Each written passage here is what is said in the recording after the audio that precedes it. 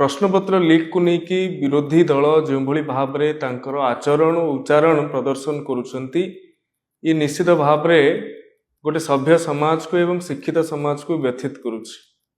केवल मुद्रार गोटे पार्श्व से देखा जाउछि किंतु मुद्रार अपर पार्श्वटी से देखि पारुनांती।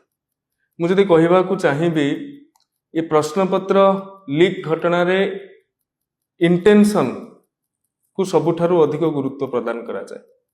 भारत वर्ष रे भाजपा शासनाधीन हेबा परठारु एवं ओडिशा रे मध्य भाजपा शासनाधीन हेबा परठारु प्रश्नपत्र रे केउ भली भाव रे स्वच्छता अणा जाई पारिबो सेतिपई सर्वाधिक ध्यान हम माने दैछंती।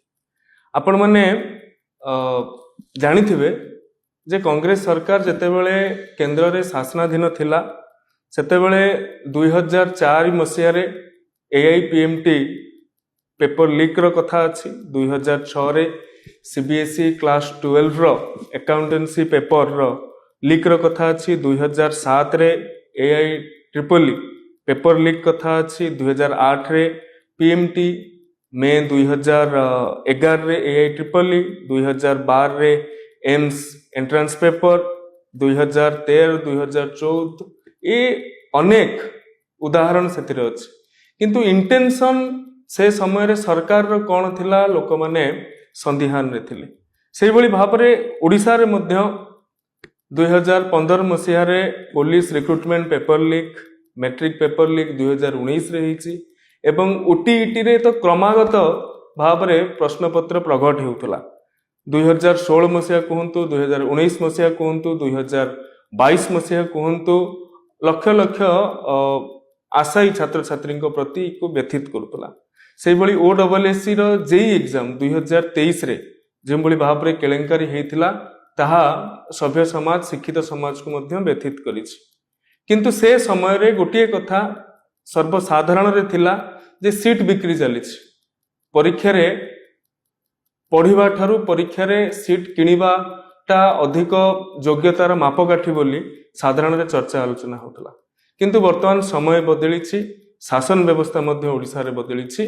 जो व्यक्ति आज गोटे एभली एक संवेदनशील व्यवस्था को राजनीतिर रुटी सेकिबार व्यवहार करुछंती तांकर नेतृत्व नेउथुबा समय रे जो भली भाव रे ये सब घटना गुड़िक घटी आसुथला एवं सेही व्यवस्था देकी ही आमे सरकार को आस्तिलु। किंतु आमर मुख्यमंत्री श्रीजुक्त मोहन माझी महोदयंकर नेतृत्व रे जेतेबेले सरकार रे नुआ आईन अणागला विधानसभा रे प्रश्नपत्र प्रकट करने कथा को लेकी जेतेबेले आमे सब इन्स्पेक्टर एग्जाम बेले त्वरित ढंगरे आमे पदक्षेप नैथिलु एवं 100 रु अधिक व्यक्ति विशेष को कोर्ट चालान करा जायथिला।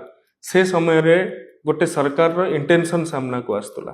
किंतु वर्तमान असह्य काहेकि होउछि प्रधानमंत्री को ऊपर को केंद्र शिक्षा मंत्री को जो कार्यधारा इतिमध्य रही हायर एजुकेशन इंस्टीट्यूशन भारत वर्ष रे पाखापाखि 2014 रु 2024 भितर 25% बढ़ी। ग्रॉस एनरोलमेंट रेशियो जेतेबेले एनडीए सरकार को आसिला सेतेबेले 23% थिला, वर्तमान 30% रे आसिक पहुंचलानी। आपण आईआईटी रो कथा कहंतु, आपण एनआईटी रो कथा कहंतु, आइजर रो कथा कहंतु, आईआईएम रो कथा कहंतु, ये 10 वर्ष 2014 रु 2024 भितर 43 टी प्रीमियर इंस्टीट्यूशन नुआ खोला सरी। जो समय रे 2014 पूर्व ताहा विभिन्न राज्य गुड़ाक स्वप्न थिला आज ताहा वास्तवतार परिणत होइछि।